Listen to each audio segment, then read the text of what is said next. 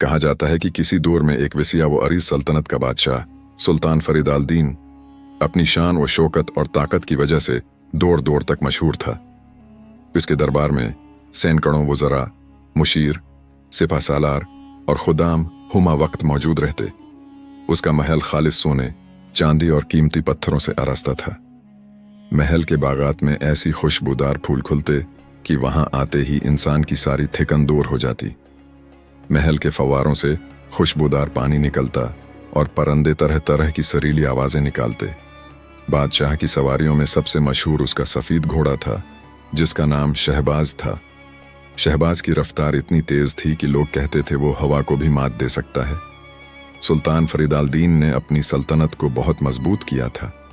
हर तरफ उसकी तारीफें होती थीं, लेकिन आहिस्ता आहिस्ता उसके दिल में गुरूर और तकब्बुर आने लगा। वो अपने आप को खुदा की तरह समझने लगा, लोगों पर जुल्म करने लगा, गरीबों का हक मारने लगा और अपनी दौलत को बढ़ाने के लिए टैक्स बढ़ा दिया। दूसरा हिस्सा। दरवीश का ज़ुहूर। एक दिन बादशाह के दरबार में एक दरवीश आया। उसका लिबास फटा हुआ, चेहरा दुहवां दुहवां और हाथ में एक छोटी सी लकड़ी की छुरी थी। उसकी आंखों में एक अजीब सी रोशनी थी जो देखने वाले के दिल में उतर जाती थी। दरवीश सीधा बादशाह के सामने आया और बोला, ऐ सुल्तान वक्त, अल्लाह ने तुझे दौलत, ताकत और इज्जत दी है, लेकिन याद रख, सब कुछ आर्जी है। असल बादशाही उसकी है जो जमीन व आसमान का मालिक है। बादशाह को दरवीश की ये बातें नागवार गुजरें। उसने गुस्से से कहा, आए फकीर, तो मुझे नसीहत करने आया है। तुझे क्या मालूम बादशाहत क्या होती है? मेरे पास सब कुछ है। मैं जिसे चाहूं इज्जत दूं, जिसे चाहूं सजा दूं। दरवीश ने मुस्कुराकर जवाब दिया, सुल्तान, जो आज तुझे मिला है कल किसी और के पास होगा। दौलत, तख्त व ताज सब फानी है। असल दौलत आजजी, सखावत और अल्लाह की रिजा है। बादशाह ने दरवीश को अपनी हिफाजत के लिए खतरा समझा और हुक्म दिया कि उसे दरबार से निकाल दिया जाए। सिपाहियों ने दरवीश को महल से बाहर धकेल दिया। तीसरा हिस्सा। दरवीश की दुआ। दरवीश महल से निकलते ही एक दरख्त के नीचे बैठ गया और दुआ करने लगा, या अल्लाह, इस बादशाह के दिल में हिदायत डाल दे, उसे अपनी असल हकीकत दिखा दे। अगर ये न सुधरा तो इसकी बादशाहत छीन ले, ताकि लोगों पर जुल्म खत्म हो जाए। दरवीश की दुआ इतनी खुलूस से की गई थी कि आसमान पर मौजूद फरिश्ते भी सुनकर लर्ज गए। इसी दिन से बादशाह की हालत बदलने लगी। खजाने में चोरी होने लगी, सिपाहियों में बगावत के आसार पैदा होने लगे और रआया में नफरत बढ़ने लगी। चौथा हिस्सा।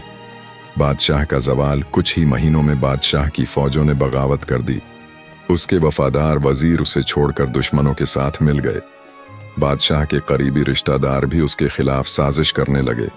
एक दिन ऐसा आया कि दुश्मन फौजें उसके महल के दरवाजे पर पहुंच गईं। बादशाह ने अपनी जान बचाने के लिए सब कुछ छोड़ दिया और महल से भाग निकला। उसके बाद वो एक जंगल में जा पहुंचा, जहां भूख और प्यास से उसकी हालत खराब हो गई। अब जिस बादशाह के पास हजारों गुलाम, खुदाम, दौलत और फौज थी, वो अकेला, कमजोर और परेशान हाल जंगल में बैठा हुआ था। पांचवा हिस्सा। दरवीश की दोबारा मुलाकात। जंगल में वही दरवीश उसके सामने आ गया। बादशाह की आंखों में आंसू थे। उसने रोते हुए कहा, ऐ अल्लाह के बंदे, मुझे माफ कर दे। मैंने गुरूर किया, लोगों पर जुल्म किया, तुम्हारी नसीहत को ठुकरा दिया। अब मेरे पास कुछ नहीं रहा। दरवीश ने उसके आंसू पूंछे और कहा, आए बादशाह, जब तक इंसान अपने गुरूर और तकबर को नहीं छोड़ता, वो अल्लाह के करीब नहीं जा सकता। अल्लाह अपने बंदों से आजिज़ी पसंद करता है। बादशाह ने उस दिन से तौबा की और फैसला किया कि वो अपनी बाकी जिंदगी अल्लाह की रिजा में गुजारेगा। दरवीश ने उसे अपने साथ रहने की इजाजत दे दी। छठा हिस्सा। बादशाह का नया सफर। बादशाह ने दरवीश के साथ सफर शुरू किया। वो दोनों मुख्तलिफ देहात और शहरों में जाते, लोगों को नेकी, मोहब्बत और आजिज़ी का पैगाम देते। बादशाह अब लोगों के घरों में जाकर पानी पिलाता, बूढ़ों की खिदमत करता, बच्चों को तालीम देता। लोग पहले उसे पहचान नहीं पाते थे, लेकिन जब उन्हें मालूम होता कि ये वही बादशाह है, तो सब हैरान रह जाते। आहिस्ता आहिस्ता लोगों के दिलों में उसकी मोहब्बत बैठने लगी। अब उसकी बादशाहत दिलों में थी, ना कि महल्लात में।